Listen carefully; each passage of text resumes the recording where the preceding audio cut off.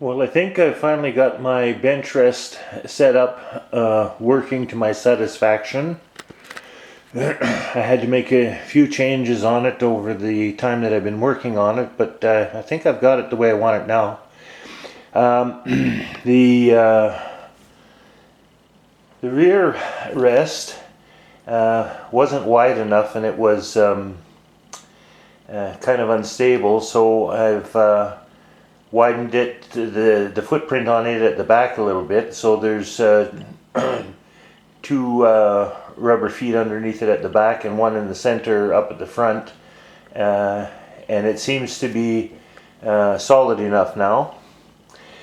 And the front rest, I changed the pillars that I had on it from steel pillars that were made in the shape of a cam.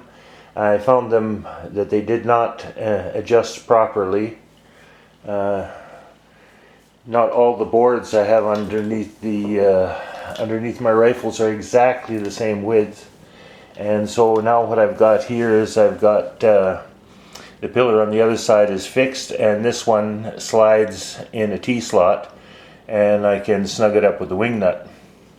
And of course, it's just made with scraps of stuff that I have laying around, and far more inexpensive than if I were to purchase one. The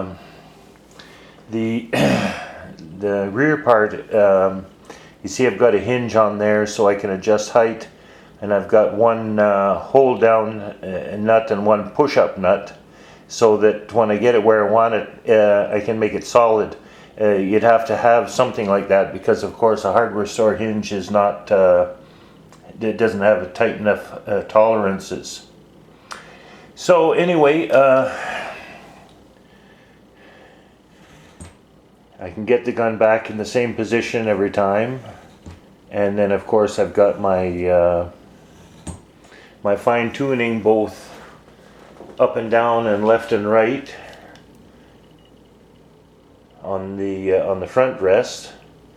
Now I got a bit of criticism when I posted pictures of this over the fact that I'm going this route and it doesn't involve any shooting skill.